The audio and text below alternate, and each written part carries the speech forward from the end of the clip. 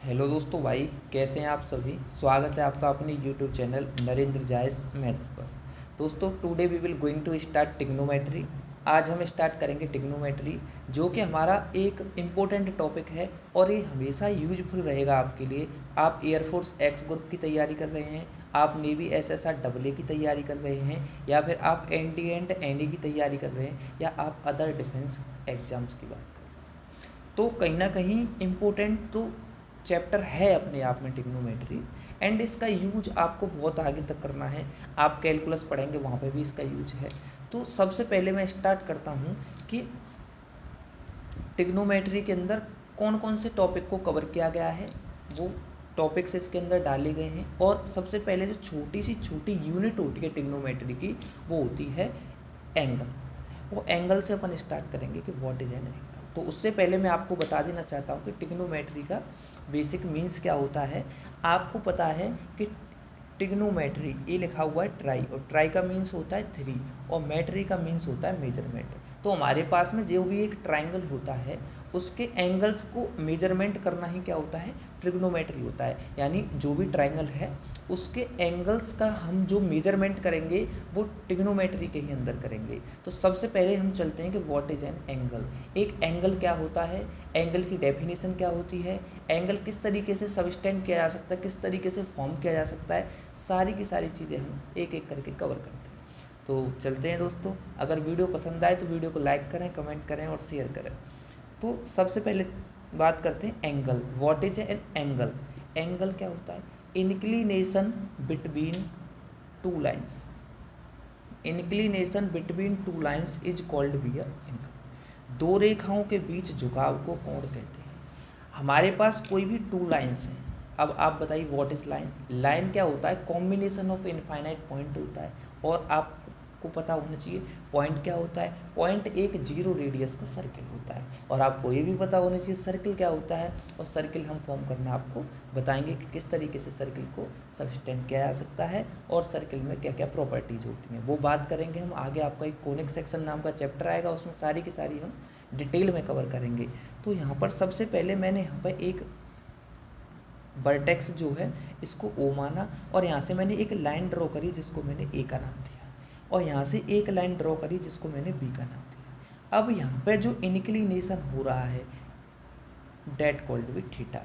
ये क्या मैंने सपोज कर लिया, ये थीटा कर लिया। तो दो रेखाओं के बीच में जो झुकाव है उसी को क्या बोलते हैं अपन, उसी को अपन एंगल बोलते हैं। अब इसको रीड करने का जो सही तरीका होता है, आप इसको इस तरीके से बोल सकते हैं एंगल ए ओ बी, या आप इसको इस तरीके से भी बोल सकते हैं एंगल बी ओ ए। ऐसा माना जाता है जिसको अपन बीच में रखते हैं वहीं पर एंगल फॉर्म होता है। अब हमें पता है इसको अपन वर्टेक्स बोलते हैं, ये हमारी इनिशियल साइड हो गई, इसको टर्मिनल साइड बोलते हैं। अब मेजरमेंट ऑफ एंगल्स, यहाँ पे नेक्स्ट जो टॉपिक है वो है मेजरमेंट ऑफ एंगल्स। एंगल्स का जो मेजरमेंट किया जाता है वो किस तरीके से किया जाता है हम इसमें कवर करते हैं। तो सबसे पहला जो सिस्टम आता है उसको सेसागेसिमल सिस्टम बोलते हैं, जिसे हिंदी में साष्टिक पद्धति बोलते हैं। अब साष्टिक पद्धति क्या होती है उसको जानने से पहले आपको पता होना चाहिए राइट एंगल ट्रायंगल के बारे में। तो मैं बताना चाहूँगा आपको कि राइट एंगल ट्रायंगल क्या होता है। तो मेरे पास में क्या है कि मैंने सपोज कर लिया कि मेरे पास में यहाँ पर एक लाइन ड्रॉ करी मैंने जिसको मैंने ए का नाम दिया, और इसको मैंने दूसरी लाइन से मिलाया, इसको मैंने बी का नाम दिया, और यहाँ पे मैंने इसका वर्टेक्स बोल लिया। अगर ये लाइन दोनों आपस में एक दूसरे के परपेंडिकुलर होंगी, कैसी होंगी, दोनों लाइन एक दूसरे के परपेंडिकुलर होंगी, तभी जा करके हम बोलेंगे कि यहाँ पर एक राइट एंगल ट्रायंगल फॉर्म होगा। तो याद रखेंगे कि both lines are perpendicular to each other, then we calls it that it's an right angle triangle. तो ये हमारा एक राइट एंगल ट्रायंगल इस तरीके से फॉर्म हो जाएगा। इतनी बात आती है समझ में। अब चलते हैं आगे की तरफ। अब एक राइट एंगल ट्रायंगल 90 डिग्री के बराबर होता है। मेरा कहने का मीन्स है कि हमने क्या किया, एक राइट एंगल ट्रायंगल इस तरीके से सबस्टेंड किया, और उसके छोटे छोटे मैंने 90 पार्ट में उसको डिवाइड कर दिया। जब उसको मैंने 90 पार्ट में, छोटे छोटे 90 टुकड़ों में मैंने डिवाइड कर दिया, तो जो एक टुकड़े की जो हमारे पास वैल्यू है वो 1 डिग्री है, तो 90 टुकड़े की वैल्यू कितनी हो जाएगी, 90 डिग्री। तो हमें यहाँ से एक बात पता चल गई कि एक राइट एंगल ट्रायंगल बराबर 90 डिग्री होता है।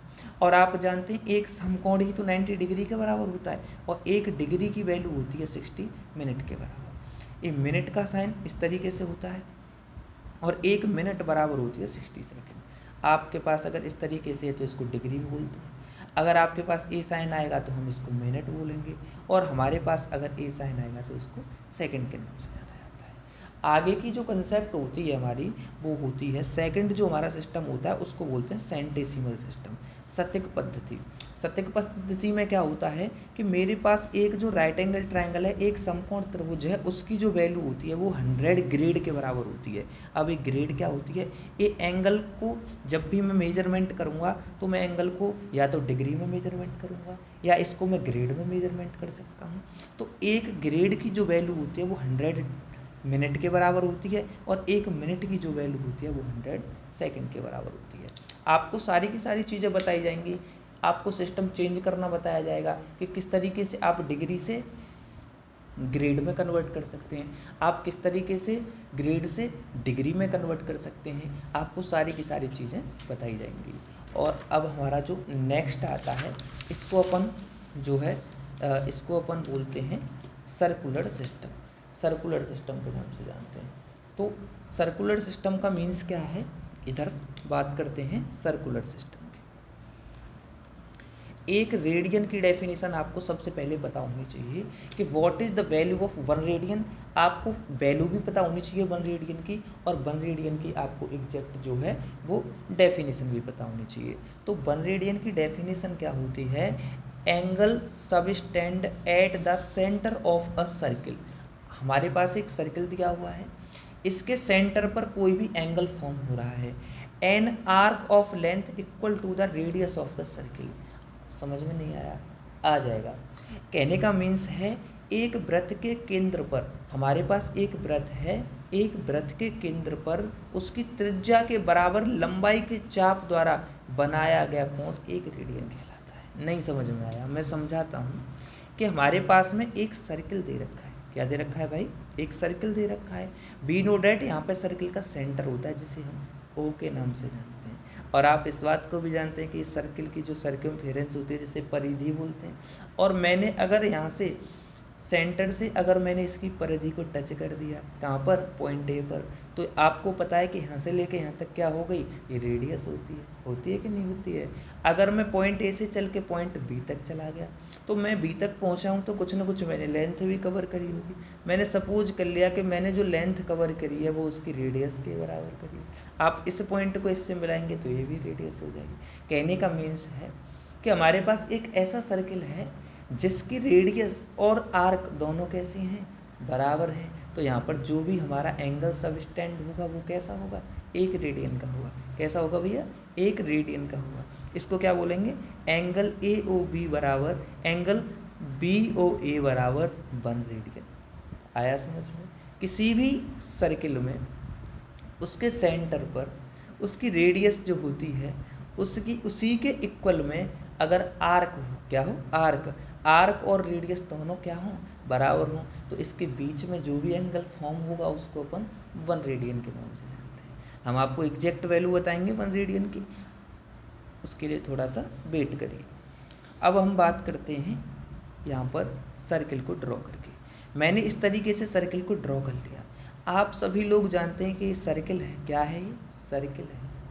सर्किल की जो सर्कमफेरेंस होती है, जैसे परिधि बोलते हैं, वो 2πr होती है। कितनी होती है भाई, 2πr होती है। और सर्किल की जो परिधि है वो 2πr होती है। हमें पता है यहाँ पर सर्किल का सेंटर दे रखा है।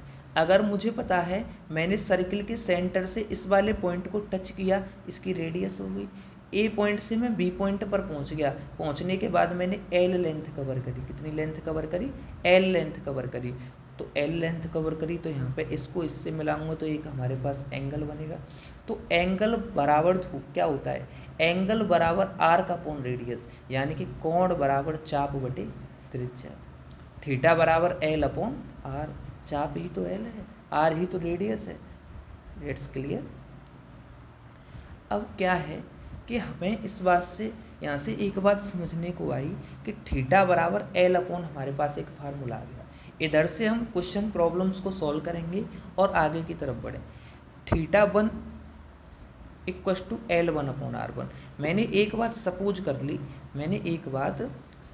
कर ली इफ़ θ1 इक्वस टू, मैंने क्या लिया यहाँ पे आ गया L1/R1 एंड θ2 की वैल्यू ली मेरे पास L2/R2। अब मेरे पास ऑल्टरनेट 2 सर्किल हैं। कितने सर्किल हैं ऑल्टरनेट मेरे पास 2 सर्किल्स हैं। पहले वाले में जो एंगल फॉर्म हो रहा है वो θ1 हो रहा है, दूसरे वाले में जो एंगल फॉर्म हो रहा है वो θ2 हो रहा है। तो इसके लिए मैं वैल्यूज निकालूंगा तो एंगल इक्वस टू क्या होता है आर्क अपॉन रेडियस। तो यहाँ से θ1 इक्वस टू L1/R1 होगा एंड θ2 इक्वस टू L2/R2 होगा। अब यहाँ पे क्या होगा, इफ़ ऐसा हुआ R1 equals to R2 equals to L, कहने का मीन्स है मेरे पास अगर यहाँ पे क्या हुआ, मेरे पास अगर L1 की वैल्यू L2 की वैल्यू के बराबर हो जाए और इसकी वैल्यू क्या हो जाए L हो जाए, ठीक है, तो हम इनका रेशियो निकालेंगे तो θ1 रेशियो θ2 बराबर R2 रेशियो R1 आएगा। It's a most important to solving the question problem. हमारे पास आगे जितने सारे भी क्वेश्चंस हैं उनको सॉल्व करने के लिए बहुत ही इम्पोर्टेंट है, हमारा टाइम बचाएगा। अब क्या है कि यहाँ पे मैं बात करता हूँ कांस्टेंट नंबर पाई की। किसकी बात करेंगे भाई अपन, कांस्टेंट नंबर पाई की बात करेंगे। अब देखो ये पाई सबसे पहले निकल के कहाँ से आया, इस बात को हम जान लेते हैं। अब हम एक बात जानते हैं कि हमारे पास में कोई भी एक सर्किल दे रखा है। मैं यहाँ पर समझाना चाहूँगा कि मेरे पास एक कोई सर्किल दे रखा है। भाई क्या दे रखा है, एक सर्किल दे रखा है। आप सभी जानते हैं यहाँ पे सर्किल का सेंटर होता है। क्या होता है भाई, सेंटर होता है, जिसको मैं O के नाम से जानता हूँ। अब सेंटर से मैंने इसकी सर्कमफेरेंस को टच कर दिया। किस पॉइंट पर टच कर दिया भाई, मैंने इसकी सर्कमफेरेंस को A पॉइंट पर टच कर दिया। तो यहाँ से यहाँ चलेंगे तो इसकी रेडियस हो जाएगी, क्योंकि आप लोग सभी लोग इस तरीके से जानते हैं इस बात को कि अगर मैं किसी भी सेंटर के कहीं पर भी अगर सर्किल को टच कर दूंगा तो वही मेरे पास रेडियस आ जाएगी। अगर मैं इसको इधर टच करूंगा तो भैया इधर भी तो रेडियस आ जाएगी। और R+R कितना होता है भाई, 2R होता है या नहीं होता है, 2R हो गया। और 2R को ही मैं क्या बोलता हूँ भाई, डायमीटर नहीं बोलता हूँ क्या, जिसको अपन व्यास के नाम से जानते हैं। किसके नाम से जानते हैं भाई, व्यास के नाम से जानते हैं। किसके नाम से जानते हैं, व्यास के नाम से जानते हैं। अच्छा, तो हमारे पास में एक यहाँ पे एक इम्पोर्टेंट क्वेश्चन ये होता है कि वो सबसे पहले ये पूछता है कि डायमीटर जो होता है वो रेडियस का डबल होता है। कितना होता है भाई, रेडियस का डबल होता है। अब यहाँ पे क्या है, हमें पता है कि जो भी हमारे पास एक सर्किल दिया हुआ है इसकी सर्कमफेरेंस क्या होती है 2πr। अब मैंने क्या किया, इसकी जो सर्कमफेरेंस ले ली 2πr और इसका जो व्यास था दोनों का मैं रेशियो लेना चाहता हूँ। क्या लेना चाहता हूँ भाई, रेशियो लेना चाहता हूँ। तो 2 से 2 गया, R से R गया, बचा क्या मेरे भाई, पाई। क्या बचा, पाई। तो पाई कैसा नंबर है भाई, रेशनल नंबर है या इरेशनल नंबर है, पाई इरेशनल नंबर है, बिल्कुल इरेशनल नंबर है। मैं तो ये कहता हूँ पाई रेशनल नंबर है। तो कैसे इस कन्फ्यूजन को दूर करेंगे कि पाई इरेशनल नंबर है या रेशनल नंबर है, मैं थोड़ा सा आपको बताना चाहूँगा कि रेशनल नंबर के लिए क्या कंडीशन होती है। जो भी हमारे पास रेशनल नंबर होगा इसको परिमेय संख्या बोलते हैं। क्या बोलते हैं भाई, परिमेय संख्या बोलते हैं। क्या बोलते हैं, परिमेय संख्या। और एक होता है मेरे पास में इरेशनल नंबर, अपरिमेय संख्या, अपरिमेय संख्या। तो हमारे पास में जो भी रेशनल नंबर होगा इसको अपन नॉर्मली P/Q की फॉर्मेट में लिख देंगे। Q≠0 होता है और P और Q हमारे जो दोनों बिलोंग करते हैं वो इंटीजर होते हैं। क्या से बिलोंग करते हैं, इंटीजर से बिलोंग करते हैं। वेरी गुड, इंटीजर से बिलोंग करते हैं। जैसे मेरे पास में क्या हो गया, सपोज डेट मैंने 5/2 लिख लिया। 5 भी एक इंटीजर है, 2 भी एक इंटीजर है, P/Q की फॉर्मेट में भी लिखा हुआ है, Q≠0 है, then we call it it's a rational number. इसको क्या बोलेंगे भाई, परिमेय संख्या बोलेंगे, रेशनल नंबर बोलेंगे। बिल्कुल सही बात है। 2 भी एक रेशनल होगा, क्यों, क्योंकि 2 के अपॉन में भी बंद कर देंगे, ये भी P/Q की फॉर्मेट में लिखा हुआ, Q≠0 then we call it 2 is a rational number. अगर मैंने बात करी -2 की तो -2 को भी -2/1 हो जाएगा। आपको पता है कि -2 भी एक इंटीजर है और 1 भी एक इंटीजर है, दोनों P/Q की फॉर्मेट में लिखें, Q≠0 है, then we call it -2 is a rational number. अब बात करते हैं इरेशनल नंबर की। इरेशनल नंबर क्या होते हैं? जिस नंबर को हम पी अपॉन क्यू की फॉर्मेट में नहीं लिखेंगे वो क्या होगा? इरेशनल नंबर होगा। कैसा नंबर होगा? इरेशनल नंबर होगा। अच्छा, जैसे मैंने बात करी अंडर रूट 2 की, जैसे मैंने बात करी अंडर रूट 3 की, जैसे मैंने बात करी अंडर रूट 5 की, जैसे मैंने बात करी अंडर रूट 9 की। क्या अंडर रूट 9 भी इरेशनल होगा? बिल्कुल नहीं। क्यों? क्योंकि अंडर रूट 9 से 3 निकल के आएगा और 3 को 3/1 की फॉर्मेट में लिख सकते हैं, तो अंडर रूट 9 क्या होगा? एक रेशनल नंबर होगा। तो रूट में जो भी हमारी वैल्यू होनी चाहिए वो परफेक्ट स्क्वायर नहीं होनी चाहिए। अगर रूट के अंदर वैल्यू परफेक्ट स्क्वायर आती है then we call say that it's a rational number not an irrational number. तो वो इरेशनल नंबर नहीं होगा, वो कैसा नंबर हो जाएगा भाई? रेशनल नंबर हो जाएगा। अब एक बात यहाँ से सीधा सीधा मुझे पता चलता है कि मेरे पास जो इरेशनल नंबर था उसका रूट ले लिया, अब रूट का ही नंबर क्यों इरेशनल होता है? कंसर्न तो यहाँ भी आता है। अच्छा, तो मैं बताता हूँ इस चीज़ को कि रूट में जो भी नंबर आएगा वो इरेशनल ही क्यों आएगा अगर वो परफेक्ट स्क्वायर नहीं है। तो उसका सीधा सीधा मीन्स है कि मेरे पास ऐसी कोई भी नंबर प्रेजेंट नहीं है, मेरे पास ऐसी कोई भी नंबर प्रेजेंट नहीं है कि जिसका स्क्वायर करने पर, जिसका स्क्वायर करने पर ऐसा कोई इंटीजर नहीं है मेरे पास में जिसका स्क्वायर करने पर 2 आ जाए। क्या आ जाए? 2 आ जाए। अब बात यहाँ पे होती है, अब मैं बात करता हूँ पाई की। किसकी बात कर रहे थे भाई अपन? कि पाई हमारा इरेशनल होगा या रेशनल होगा। आपने देखा होगा कि पाई की वैल्यू वो 180 लिख देता है। आपने देखा होगा कि पाई की वैल्यू को 22/7 लिख दिया जाता है। आपने देखा होगा पाई की वैल्यू को 3.14 लिख दिया जाता है। देखिए, ना तो पाई की वैल्यू 180 के बराबर होती है, ना ही पाई की वैल्यू 22/7 के बराबर होती है। पाई की जो अप्रॉक्सीमेट वैल्यू होती है, ये साइन जो लगा हुआ है ये अप्रॉक्सीमेट का लगा हुआ है, ये साइन जो लगा हुआ है अप्रॉक्सीमेट का लगा हुआ है। पाई की जो अप्रॉक्सीमेट वैल्यू होती है वो 22/7 होती है। अच्छा, पाई की वैल्यू 3.14 भी होती है। ये आती कहाँ से? जब अपन 22 को 7 से डिवाइड करेंगे तो 3.14 आ जाएगी। अच्छा, एक बात और आती है यहाँ पे कि अगर पाई की वैल्यू को मैं 22/7 मानूंगा तो इसका मतलब तो पाई हमारे पास में रेशनल होना चाहिए, यानी कि पाई हमारे पास परिमेय होना चाहिए। अगर मैं पाई की वैल्यू को 3.14 लूँगा तो पाई कैसा होना चाहिए? पाई इरेशनल होना चाहिए।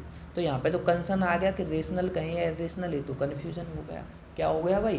कन्फ्यूजन हो गया। और इस कन्फ्यूजन को दूर करने के लिए मैं एक सबसे आसान तरीका लेके आया आपके लिए।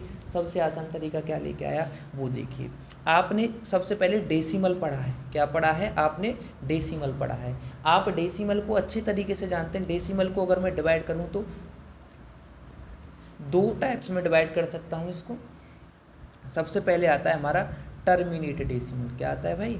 Terminate decimal. और यहाँ पे आता है नॉन टर्मिनेट। कैसा डेसिमल भाई? Non terminate. कैसा डेसिमल आएगा भाई? Non terminate. कैसा डेसिमल आएगा? Non terminate. जो कि टर्मिनेट नहीं होता है वो कैसा होता है? नॉन टर्मिनेट होता है। टर्मिनेट का मत मीन्स होता है कि सपोज क्या मैंने 10 को 2 से डिवाइड कर दिया तो 5 आ जाएगा, ये टर्मिनेट हो गया। मैंने 20 को 4 से डिवाइड कर दिया तो भी 5 आ जाएगा, ये क्या हो जाएगा? टर्मिनेट। यानी वैल्यू हमारी टर्मिनेट हो जाए, वही तो होता है टर्मिनेट। तो जो वैल्यू टर्मिनेट हो जाएगी उसको अपन इरेशनल नंबर नहीं, उसको रेशनल नंबर बोलेंगे। अच्छा, नॉन टर्मिनेट का जो कंसर्न होता है इसमें भी हमारे पास में जो वैल्यूज आती हैं वो 2 तरीके से आएंगी। इसमें एक तो वैल्यू हमारे पास में आएगी कि हमारा जो नॉन टर्मिनेट होगा वो रिपीटिंग होगा। कैसा होगा भाई? रिपीटिंग होगा। आपने देखा होगा कि बहुत सारे ऐसे नंबर्स होते हैं, जैसे मैंने 10 को 3 से डिवाइड कर दिया तो 3.3333 आएगा। यानी ऐसे नंबर्स जो एक पैटर्न को फॉलो करते हैं, जैसे मैंने इसको 3.3 बार लिख दिया तो एक पैटर्न को फॉलो कर रहे हैं, 3333 आता जा रहा है। आता जा रहा है कि नहीं आता जा रहा है भाई?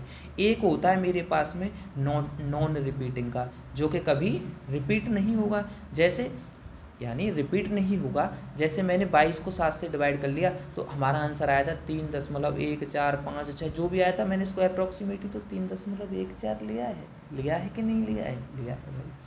तो आपने एक बात देखी होगी कि इस तरीके का जब भी जितने भी नंबर्स हमारे एक स्पेसिफिक पैटर्न को फॉलो करते हैं, किसको फॉलो करते हैं भाई, स्पेसिफिक इस टाइप के पैटर्न को फॉलो करते हैं।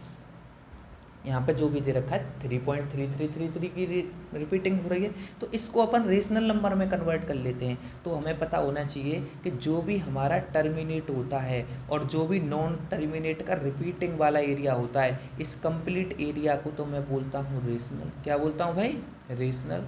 और हमारे पास में जो नॉन रिपीटिंग वाला एरिया होता है, इसको मैं बोलता हूँ इरेशनल नंबर, क्योंकि इसका कोई पैटर्न ही नहीं है। इसको अपन P/Q के फॉर्मेट में नहीं लिख सकते हैं। तो कैसा लगा कंसेप्ट भाई, आगे चलता हूँ। हाँ भाई, यहाँ पे पाई वही है, पाई इरेशनल नंबर है, आप सभी को पता है। और पाई की वैल्यू ना तो 180 के बराबर होती है और ना ही पाई की वैल्यू एग्जैक्टली 22/7 के बराबर होती है, और पाई की अप्रॉक्सीमेट वैल्यू 22/7 होती है। पाई की आप वैल्यू 3.14 ले सकते हैं। यहाँ पे इसकी परिधि दे रखी है, इसका व्यास दे रखा है। परिधि 2πr होती है किसी भी सर्किल की, और आपको पता है व्यास 2r, r से r कट गया, इसकी वैल्यू आ गई पाई। तो ए है सर पाई का कंसेप्ट। अब हम आगे चलते हैं, आप रिमेंबर रखिए इस चीज़ को, आपसे एग्जाम में पूछ लिया जाता है कि पाई रेशनल है इरेशनल है, आपको पाई को इरेशनल ही बताना है। आगे चलते हैं नेक्स्ट कंसेप्ट। अब हमारा नेक्स्ट कंसेप्ट आता है relation between degree and radian. आपने पढ़ा होगा, कई जगह आपने देखा होगा कि जो भी हमारे पास में रिलेशन होता है डिग्री एंड रेडियन का, वो किस तरीके से होता है। तो मैं उसको डिस्कस करता हूँ, डिग्री एंड रेडियन को। तो relation between degree and radian, relation between degree and radian, ये मेरे पास में एक सर्किल दिया हुआ है। क्या दिया हुआ है भाई, एक सर्किल दिया हुआ है, और सर्किल का ये क्या है, सेंटर है O।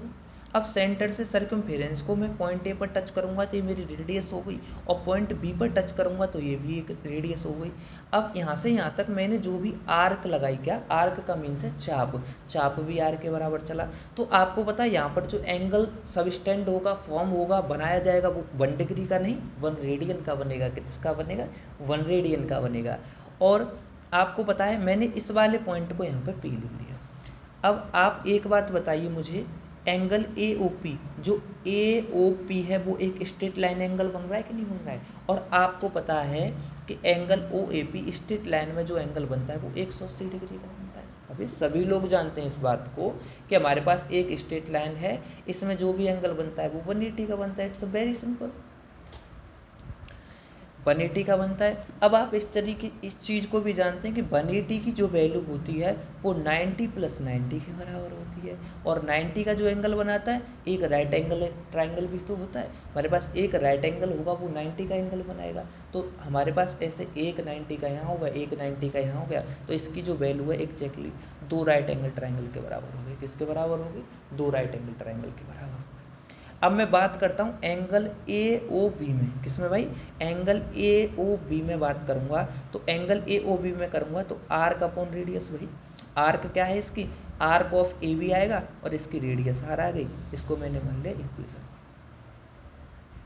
अब मैं बात करूँगा एंगल AOP, जो कि एक स्ट्रेट लाइन एंगल बन रहा है, इसके लिए क्या होगा, आर्क ABC, आर्क ABC। क्यों आर्क ABP, क्योंकि हमारे पास यहाँ से पार्टिकल अगर इस चलना स्टार्ट करेगा तो हाफ राउंड में इधर ही तो पहुँच पाएगा।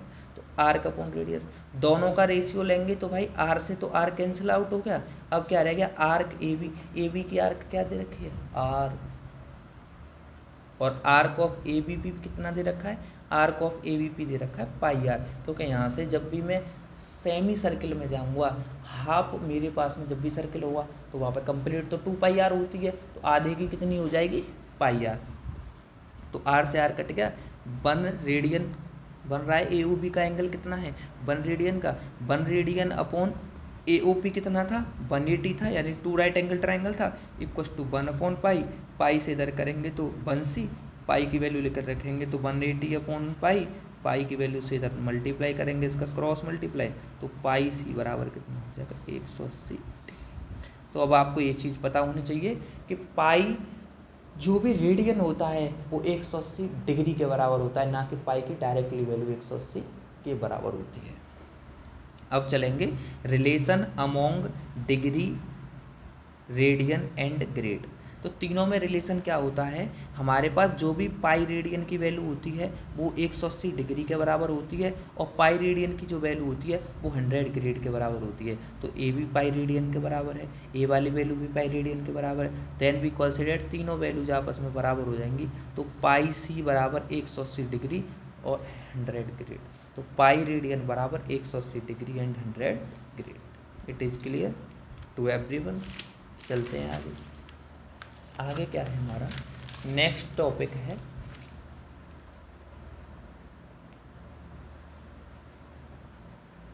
नेक्स्ट टॉपिक पे चलते हैं। नेक्स्ट टॉपिक है हमारा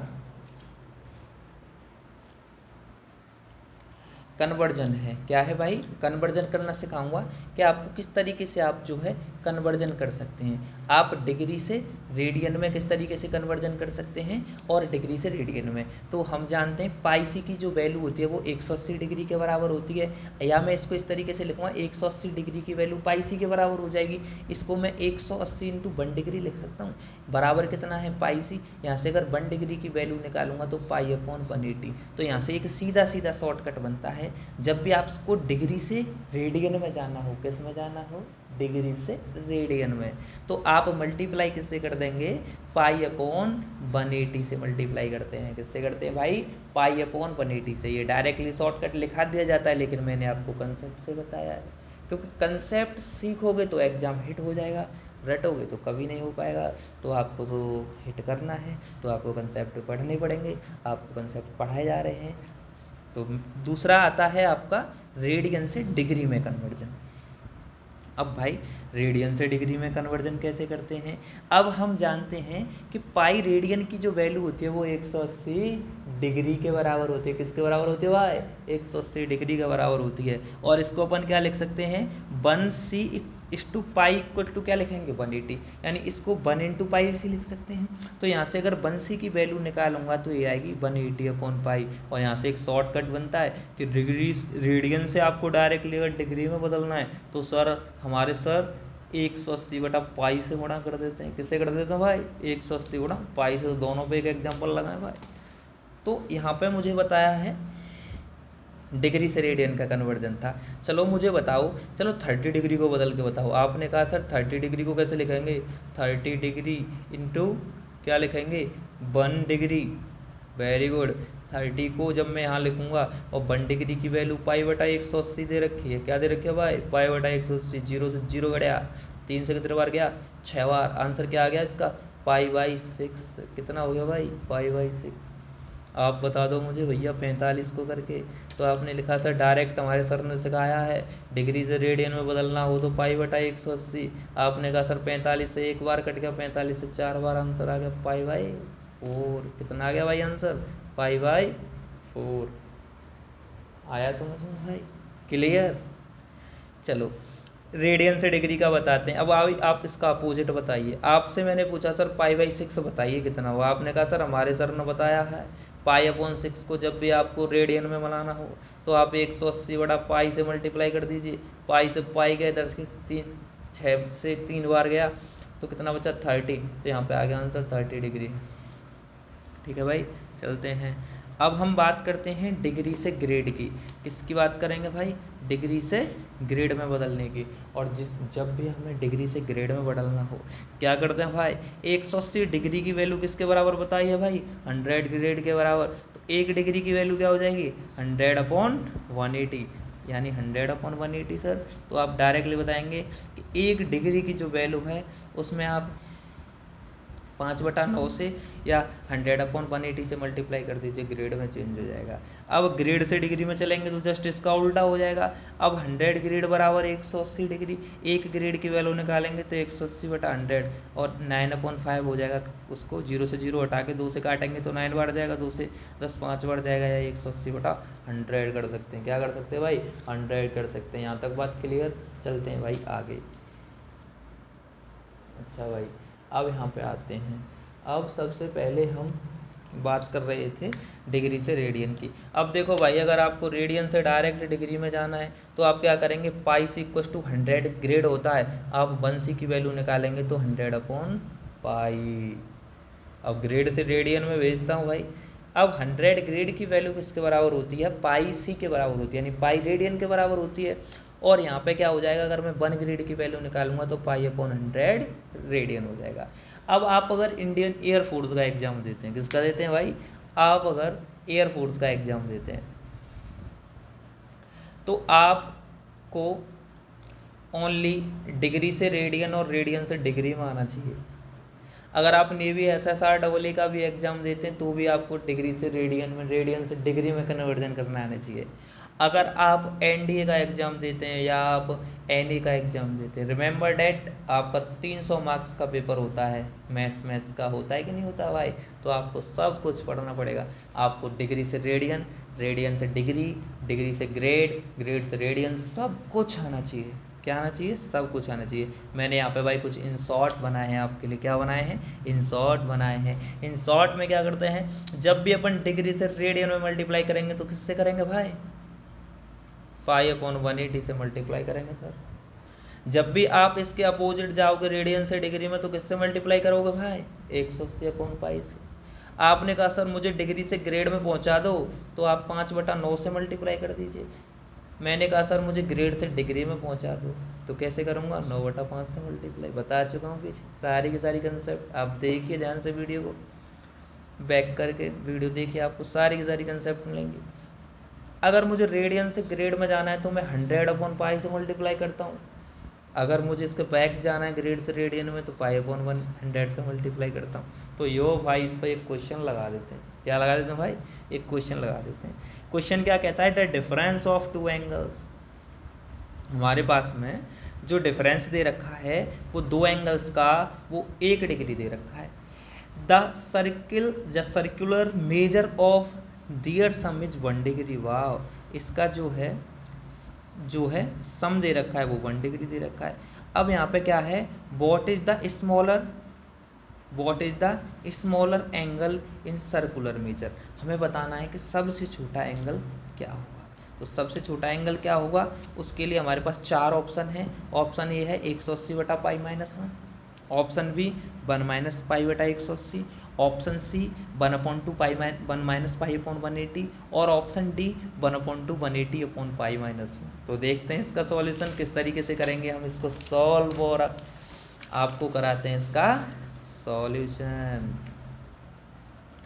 तो सपोज कर लिया मैंने, मेरे पास एल्फा एंड बीटा, क्या है भाई, मेरे पास एल्फा एंड बीटा 2 एंगल्स हैं। और यहाँ पे उसने पहले ही बोल रखा है प्रीवियस क्वेश्चन में उसने बोला था, मैं आपको यहाँ पे क्वेश्चन दिखाऊंगा। क्वेश्चन में उसने बोला था कि हमारे पास में जो भी एंगल्स का सम दे रखा है वो तो 1 दे रखा है और डिफरेंस 1 डिग्री दे रखा है। आप बैक करके वीडियो में क्वेश्चन को अच्छे से पढ़ सकते हैं। तो मैंने इसको क्या कर लिया, आप जानते हैं 1 डिग्री की वैल्यू पाई/180 होता है कि नहीं होता है भाई, रेडियन में कन्वर्ट कर दिया। किस में कन्वर्ट कर दिया, रेडियन में कन्वर्ट कर दिया। इसको मैंने फर्स्ट, इसको मैंने सेकंड मान लिया। आपको पता है जब भी मैं इन दोनों को ऐड करूंगा तो बीटा से बीटा कैंसिल आउट हो जाएगा। एल्फा एंड एल्फा की वैल्यू 2 एल्फा हो जाएगी। 180 अब पाई/180 + 1 करेंगे तो पाई/180 + 1, अल्फा की वैल्यू निकालेंगे तो 1/2 इधर जाएगा, 1 + पाई/180। अब इसी प्रकार से आप जैसे ही इसमें से बीटा की वैल्यू निकालेंगे तो वो 1/2 1 - पाई/180 आएगी। तो स्मॉलेस्ट एंगल कौन सा होगा, स्मॉलेस्ट एंगल ही होगा। तो हमारा यही आंसर होगा।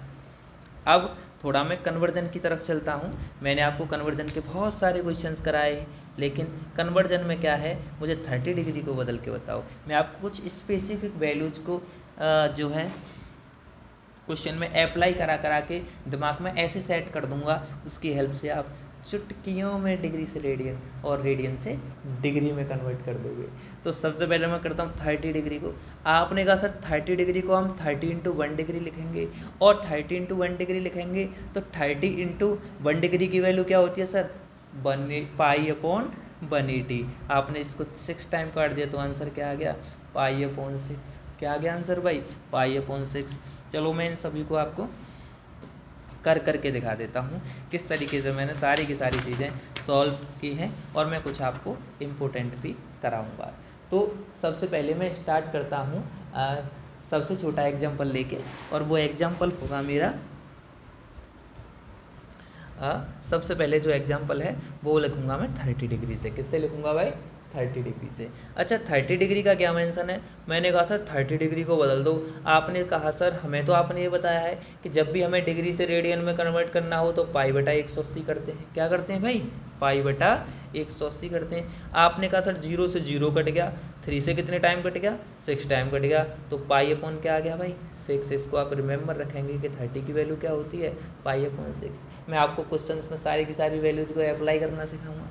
किस तरीके से अप्लाई करते हैं? सर मुझे 45 बता दो। आपने कहा सर 45 को इस तरीके से लिखेंगे, पाई अपॉन 180 कर लेंगे और 45 से इसको काटेंगे, एक बार इसको काटेंगे 4 बार, आंसर आ जाएगा सर पाई अपॉन 4। क्या आ जाएगा sir? Pi upon 4। It is clear to everyone.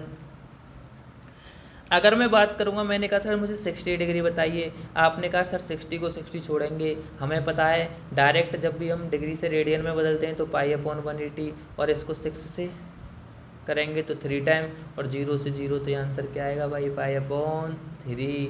अगर हम 90 डिग्री की बात करेंगे तो आंसर क्या आएगा भाई? 90 इंटू पाई अपॉन 180। 90 बन जा 90, 92 जा 180, तो पाई अपॉन 2 आ जाएगा। ऐसे ही मैं बात करूंगा 180 डिग्री की। 180 का मीन्स क्या होता है भाई? 180 को मैं इस तरीके से लिखूंगा, पाई अपॉन 180, 180 से 180, आंसर क्या आ जाएगा? पाई। अगर मैं बात करूंगा 360 की, आपने कहा सर 360 को ऐसे ही लिख दीजिए। आपने कहा सर पाई अपॉन 180, मैंने कहा सर 180 से कितने टाइम कटेगा सर? 2 टाइम, आंसर क्या आ जाएगा? 2 पाई। आंसर क्या आ जाएगा? 2 pi. It is clear to everyone. यहाँ तक सभी को क्लियर? चलते हैं आगे।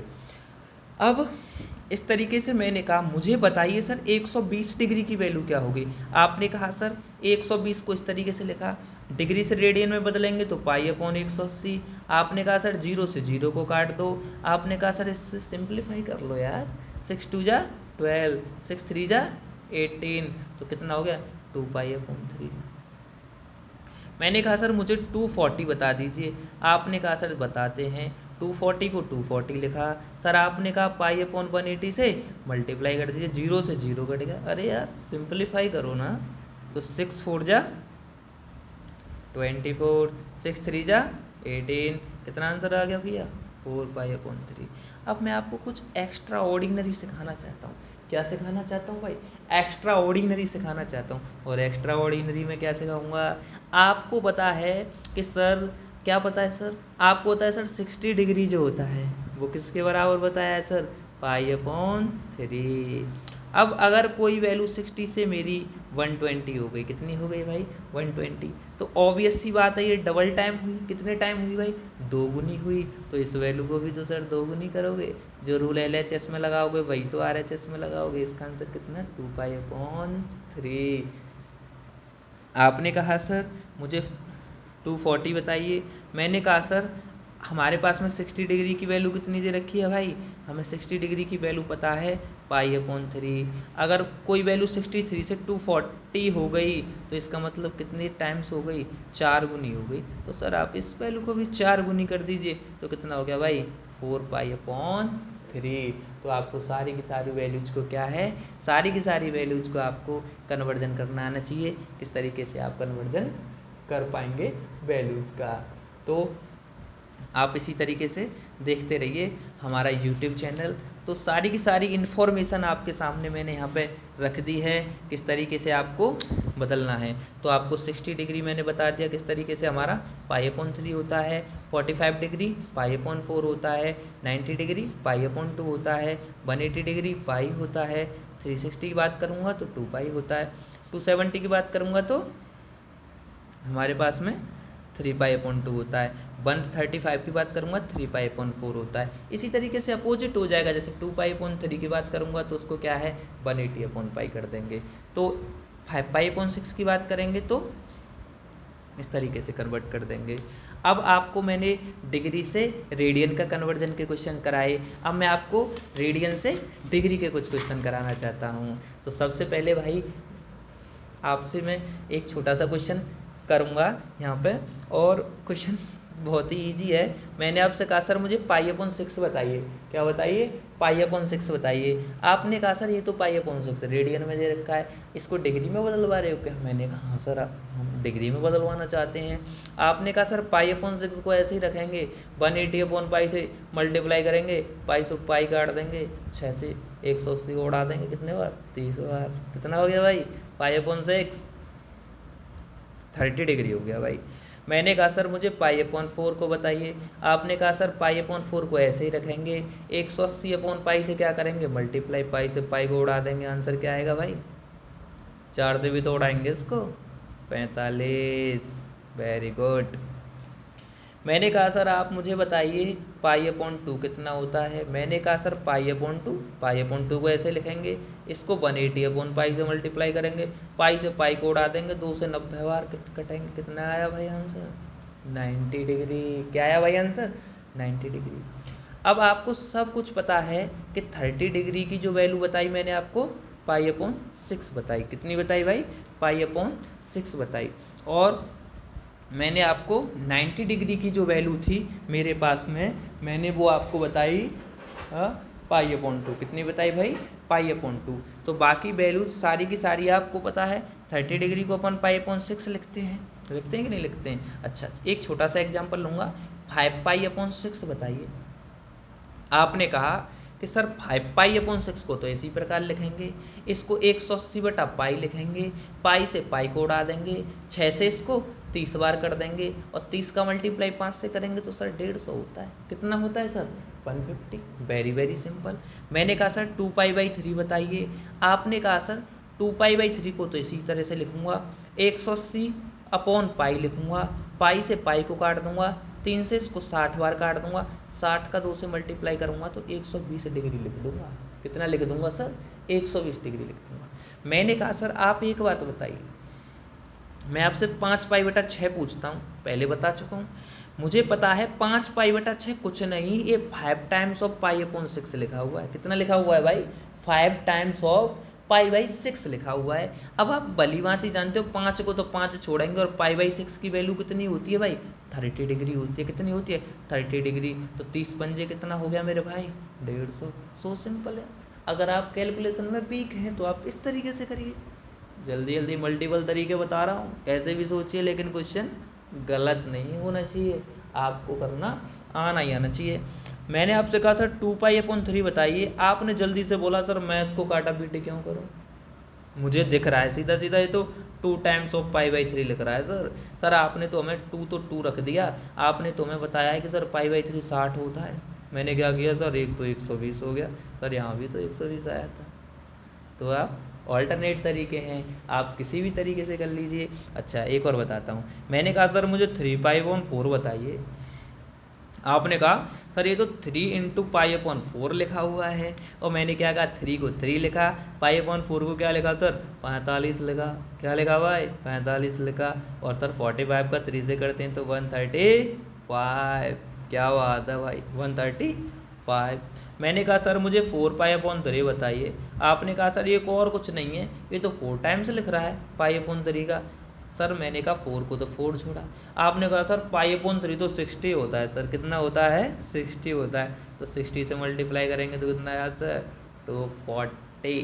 कितना आया सर, 240। तो सारी की सारी वैल्यूज मैंने आपको यहाँ पे बता रखी हैं कि किस तरीके से आपको सॉल्व करना है। 3π/4 मैंने आपको यहाँ बता दिया कि इस तरीके से सॉल्व करना है आपको, और आपको 4π/3 की जो वैल्यू है वो इस तरीके से निकाल लेनी है, और आप सारी की सारी वैल्यू को इस तरीके से भी निकाल सकते हैं। आपके पास ऑल्टरनेट तरीके हैं, और आप ऑल्टरनेट तरीके से इस चीज़ को निकाल सकते हैं। और अब हमारे पास में आ गया ट्रिग्नोमेट्रिक रेशियो, और ट्रिग्नोमेट्रिक रेशियो को पढ़ाएंगे कल। और हमारा अगर आपको चैनल आया हो पसंद तो आप इसको करें लाइक, और कमेंट करें, शेयर करें, और सब्सक्राइब करना ना भूलें, और बेल आइकन को भी प्रेस कर दें, ताकि सबसे पहले आने वाली जो वीडियो का नोटिफिकेशन आपको ही तो देखने को मिलेगा, जिसमें आपको फ्री ऑफ कॉस्ट सारा का सारा मैथ कंप्लीट कराया जाएगा। तो दोस्तों मिलते हैं आपसे कल, तब के लिए बाय।